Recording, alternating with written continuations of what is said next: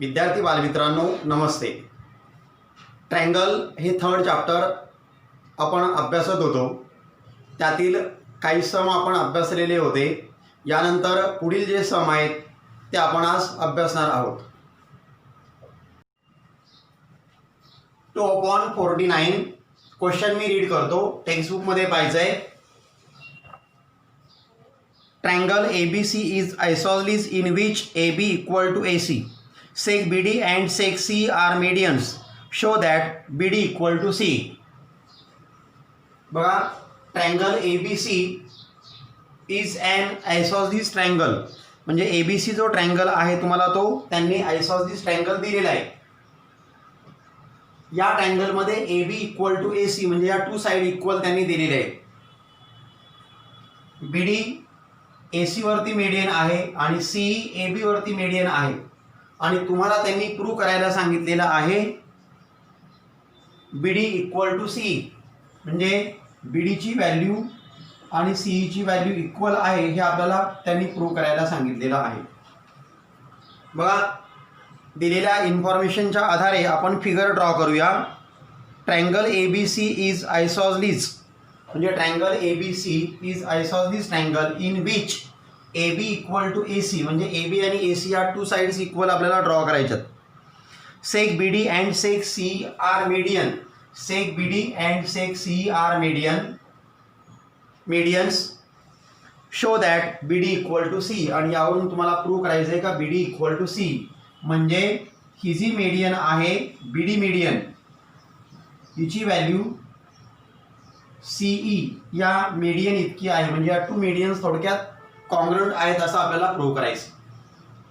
Figure आपण draw केली, isosceles triangle draw केला।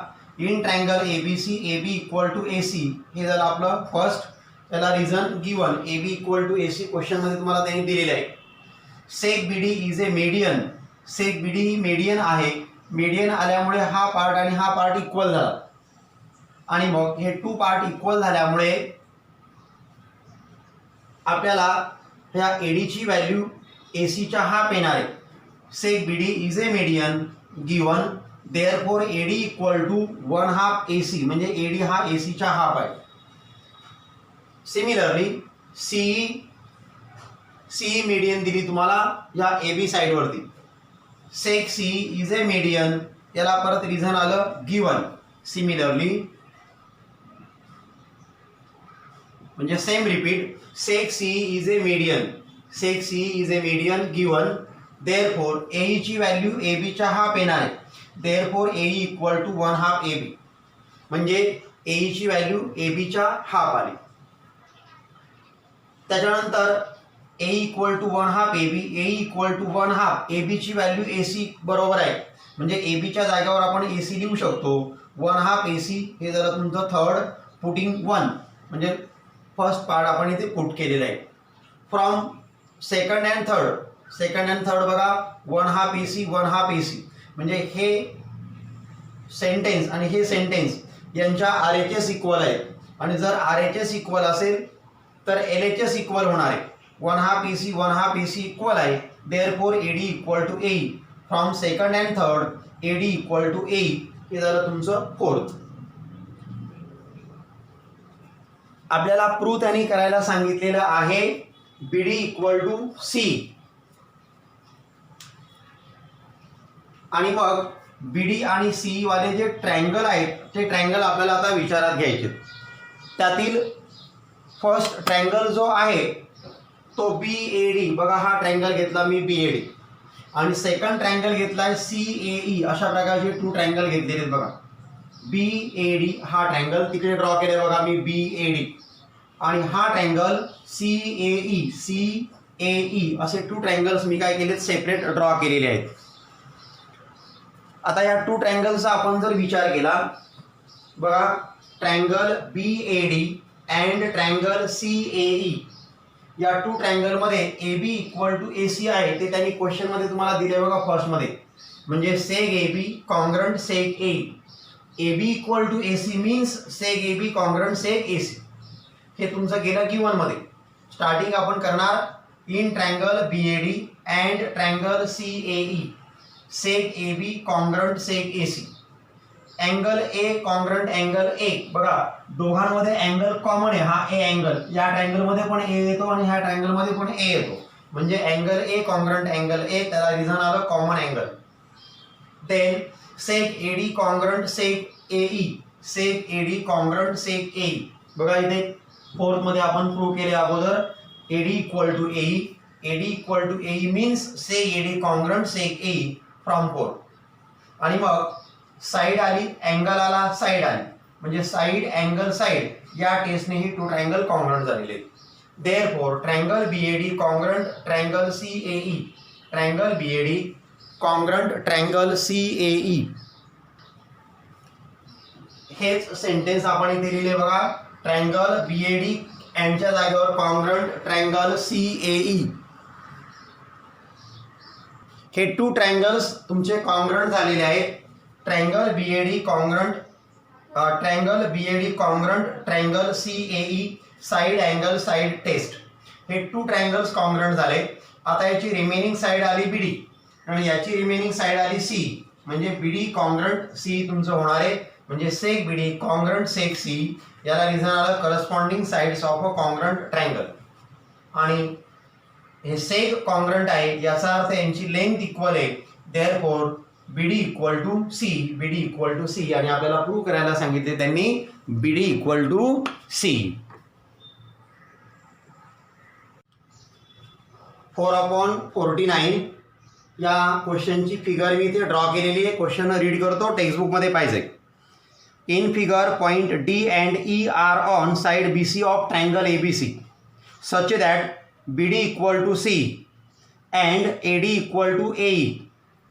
Show that triangle ABD congruent triangle ACE. बघा, in triangle ABC point D and point E lies on side BC such that BD equal to C, म्हणजे BD ची value आणि C ची व्हॅल्यू same आहे, length same आहे. and AD equal to AE, म्हणजे AD ची लेंथ आणि AD equal to AE, AD ची लेंथ आणि AE ची लेंथ सेम आहे. आणि तुम्हाला विचारलं त्यांनी ट्रायंगल ABD म्हणजे हा ट्रायंगल कॉन्ग्रंट ट्रायंगल AC, म्हणजे हे टू ट्रायंगल्स कॉन्ग्रंट आहे असं आपल्याला त्यांनी प्रूव्ह करायला सांगितलेलं आहे. इन ट्रायंगल ADB हा आतील ट्रायंगल आपण विचारात घेतो. AD इक्वल टू AE, म्हणजे हे ही साइड आणि ही साइड इक्वल आहे, AD इक्वल टू AE, त्याला रिझन आलं गिवन. देअरफॉर ह्या टू साइड इक्वल आहे, म्हणजे हा आयसोसिस ट्रायंगल तयार झाला आणि आयसोसिस ट्रायंगलचे बेस अँगल कॉन्ग्रंट असतात, म्हणजे हे अँगल कॉन्ग्रंट झाले. म्हणजे साइड इक्वल तर अँगल इक्वल असतात, त्याला म्हणतो आपण आयसोसिस ट्रायंगल थिअरम. देअरफॉर एडीच्या अपोजिट अँगल आहे हा ई म्हणजे AED, angle AED equal to angle ADE, हा अँगल, याला रिझन आलं आयसोसिस ट्रायंगल थिअरम. म्हणजे या साइड इक्वल आहे तर त्याच्या अपोजिट अँगल इक्वल झाले. B dash D dash E dash C हे पॉइंट कोलिनियर आहेत आणि हा अँगल आणि हा अँगल, ह्या दोन अँगलचा आपण जर विचार केला तर हे येतात अँगल इन लिनियर पेअर. त्याचबरोबर हे दोन अँगल पण आहेत angle in linear pair. Angle in linear pair असेल तर त्यांची सम येते 180, म्हणजे ह्या दोघांची ॲडिशन आहे 180, त्याचबरोबर ह्या दोघांची ॲडिशन आहे 180, म्हणजेच हे टू अँगल सप्लिमेंटरी अँगल आहेत आणि हे टू अँगल पण सप्लिमेंटरी अँगल आहेत. आता त्यामध्ये हा अँगल आणि हा अँगल कॉन्ग्रंट आहे आणि जर टू अँगल कॉन्ग्रंट असेल तर त्यांचे सप्लिमेंटरी अँगल पण कॉन्ग्रंट असतात, म्हणजे हे टू अँगल कॉन्ग्रंट आहे, म्हणजे याचा अर्थ यांचे सप्लिमेंटरी अँगल हे पण कॉन्ग्रंट होणार आहे. बघा फॉर एक्झाम्पल हा अँगल समजा 30चा आहे तर हा तुमचा 150चा येणार आहे. हा 30 हा इक्वल आहे, म्हणजे हा 30 घ्यावा लागेल, म्हणजे हा 150 आला, म्हणजे 150 हे सप्लिमेंटरी अँगल कॉन्ग्रंट झाले. सेकंड एक्झाम्पल घेऊया. समजा हा 50 आहे तर हा 130 येणार आहे, हा 50 त्याच्यामुळे हा 50 घ्यावा लागेल, म्हणजे हा 130 येणार आहे, म्हणजे 130 पुन्हा कॉन्ग्रंट झाले.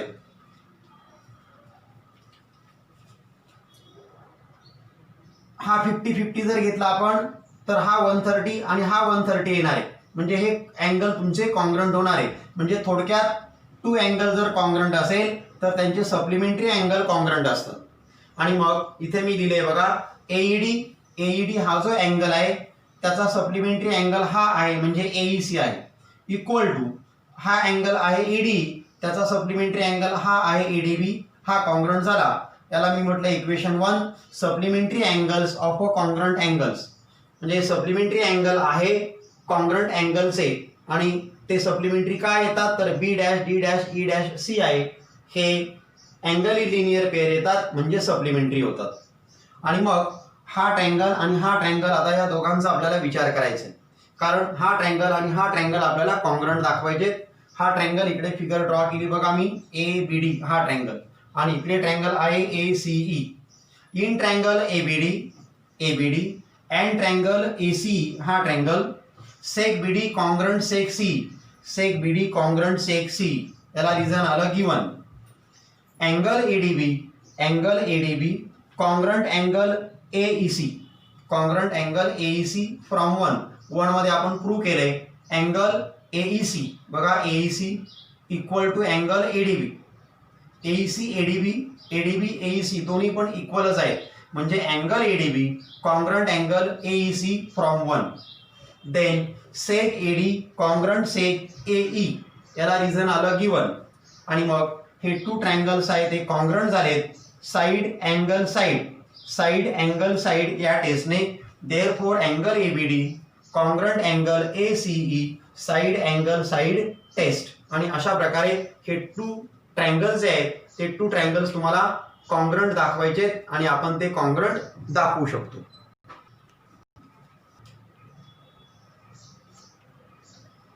नेक्स्ट क्वेश्चन 7/50, त्याची फिगर मी इथे ड्रॉ केलेली आहे, क्वेश्चन रीड करतो. In figure seg P T is a bisector of angle Q P R.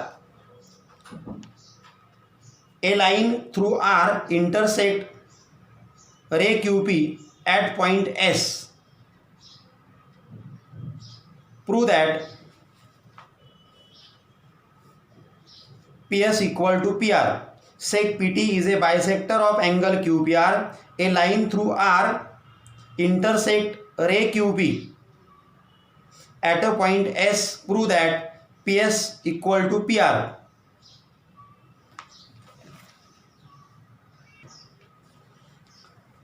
बघा क्वेश्चन मी रीड केलेला आहे. या क्वेश्चनमध्ये थोडंसं करेक्शन आहे. Seg P T parallel seg R S हे त्यांनी दिलेलं नाही, ते तुम्ही लक्षात घ्यायचं आहे. Seg P T parallel seg R S हे क्वेश्चनमध्ये करेक्शन करायचं आहे. बघा, seg P T is a bisector of angle Q P R.